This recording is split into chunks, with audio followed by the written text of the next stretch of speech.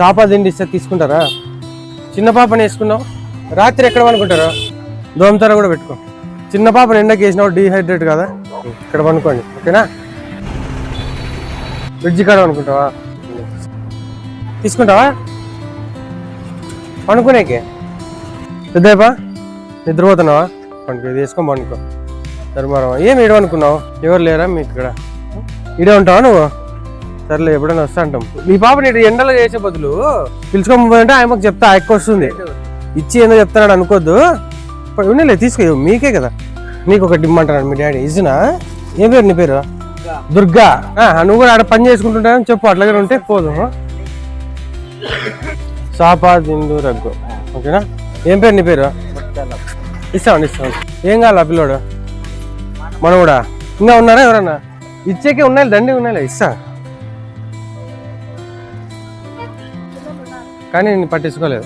అట్లా కాదు, యాడుంటో చెప్తే వచ్చి ఇస్తా అంటాం మామూలుగా. అంతా తిరుక్కుని అసలు నవ్వు దొరకలే. ఇస్తా. పేరు పెద్దనా? లేదు, ఎప్పుడన్నా తినేకి తెచ్చేకి అడుగుతానా.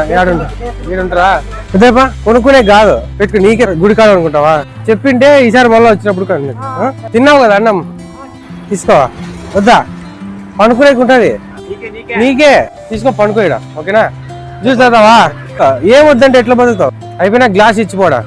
జ్యూస్ తాతావా? ఏం తాతావు? యాపిల్ కాయ రగ్గులు ఇస్తా, తీసుకుంటావా? యాపిల్ అంట ఇది తింటుందంట. తిన్నావా అన్నము? పెద్దమ్మా యాపిల్ జ్యూస్ ఇస్తావా? కూర్చో నువ్వేం దిగద్దు. ఏం పేరు నీ పేరు? కాళ్ళా తీసుకురా. నీకే ఇంకోటి తీసుకుంటావా? మీరు ఇక్కడ పనుకుంటారా? సరిపడి ఇంకో చిన్న పాప ఉంది, తీసుకోండి.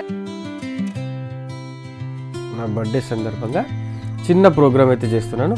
ఇది చూసిన వెంటనే అందరూ ఇంత డబ్బులు ఎక్కువైపోయినాయి, చాలా ఉన్నాయని అసలు మోసపోకండి. అలా కాదండి.